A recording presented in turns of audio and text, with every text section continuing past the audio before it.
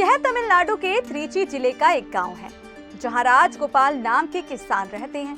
राजगोपाल ने अपनी बेटी की शादी के लिए अपने दोस्त से कर्ज लिया था, जिसे चुकाने के लिए राजगोपाल ने अपनी जमीन बेचने की सोची। ये जमीन उन्हें 40 साल पहले अपने ससुर से मिली थी। राजगोपाल ने जमीन की कीमत भी तय कर ली, लेकिन जैसे ही राजगोपाल जमीन की रजिस्ट्री के लिए सरकारी कार्यालय गए, कार्यालय ने बताया कि ये जमीन उनकी है ही नहीं, बल्कि उनकी जमीन कर्नाटक वक्फ बोर्ड की है और इसे बेचने के लिए उन्हें कर्नाटक वक्फ बोर्ड से एक एनओसी लाना पड़ेगा। न केवल राजगोपाल बल्कि पूरे गांव की जमीन कर्नाटक वक्फ बोर्ड के अधिकार क्षेत्र में आती है, जिससे गांव के लोग परेशान हो गए। इसी बीच यूपी की योगी आदित्यनाथ सरकार ने यूपी वक्फ बोर्ड के कुल जमीनों के सर्वे की बात की है। अब सवाल ये कि ये वक्फ बोर्ड आखिर होता क्या है। आज के इस वीडियो में हम यही समझेंगे कि वक्फ बोर्ड को भारत सरकार ने किस किस तरह के अधिकार दिए हैं और ये काम कैसे करता है। नमस्कार, मैं हूं शिवानी मांगवानी और आप देख रहे हैं द न्यूज़ 50। जनवरी 1998 भारत के सुप्रीम कोर्ट ने अपने एक फैसले में कहा कि एक बार जो संपत्ति वक्फ हो जाती है वो हमेशा वक्फ ही रहती है। वक्फ जो कि एक अरबी शब्द है जिसका मतलब होता है ठहरना। अगर कोई भी व्यक्ति जो कि इस्लाम धर्म को मानता है किसी धार्मिक या फिर किसी लोक कल्याण काम के लिए अपनी किसी संपत्ति को केवल अल्लाह के नाम पर दान कर देता है, उसे वक्फ कहते हैं। यानी कि फला संपत्ति को ठहरा मान लिया जाता है। अब ना ही संपत्ति को खरीदा या बेचा जा सकता है, इसके मालिक केवल अल्लाह को ही माना जाएगा और केवल लोगों की भलाई के कामों के लिए इसका इस्तेमाल होगा। अब संपत्ति तो दान कर दी गई, लेकिन इस संपत्ति की देखरेख और कानूनी अधिकार के मामलों को सुलझाने के लिए एक संस्था का निर्माण हुआ। इस संस्था को ही वक्फ बोर्ड के नाम से हम जानते हैं। इसका मतलब भारत भर में जितनी भी मुस्लिमों की ओर से दान की गई संपत्ति यानी वक्फ और इसके अलावा कब्रिस्तान, मस्जिदें हैं, इन सभी का रख रखाव वक्फ बोर्ड ही करता है। लेकिन ध्यान रहे कि वक्फ बोर्ड के पास भी इनका मालिकाना हक नहीं होता है। इनका मालिक अल्लाह को ही माना जाता है। वक्फ बोर्ड इनके कानूनी पेच सुलझाने और देखरेख का काम करता है।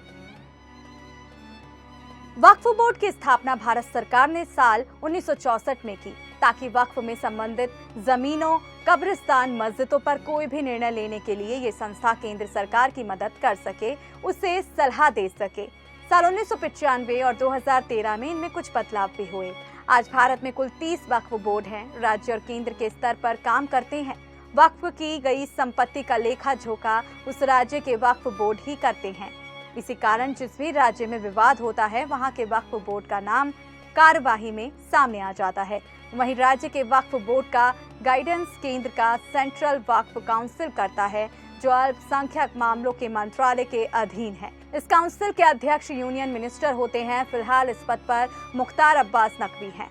अब ज्यादातर वक्फ की गई संपत्ति जमीन के ही रूप में होती है और जहां जमीन वहां विवाद। एक अनुमान के मुताबिक भारत में रेलवे और रक्षा विभाग के बाद सबसे अधिक जमीन वक्फ बोर्ड के पास है। भारत सरकार की रिपोर्ट के मुताबिक देश भर में कुल 8,51,535 वक्फ संपत्तियां हैं। इतनी अधिक संपत्ति होने के ही कारण अदालतों में वक्फ की संपत्ति से संबंधित हजारों मामले लंबित पड़े हुए हैं।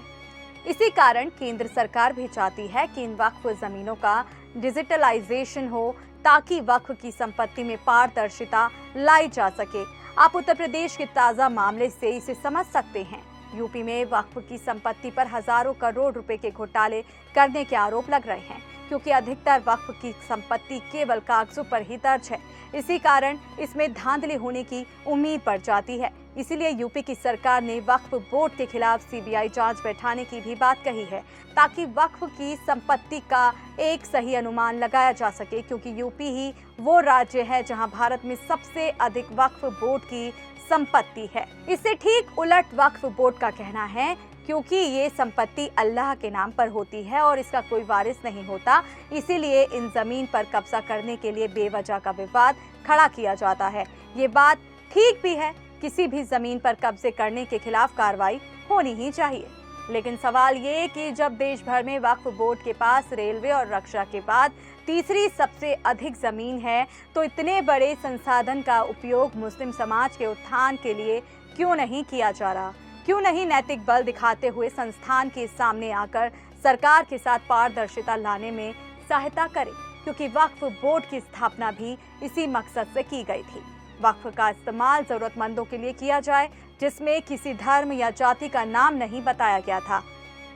तो इस रिपोर्ट में बस इतना ही। ये रिपोर्ट लिखी थी हमारे साथी सौरभ शर्मा ने। अगर आपको ऐसी ही अपडेट पानी है तो हमारे चैनल को आज ही सब्सक्राइब करें।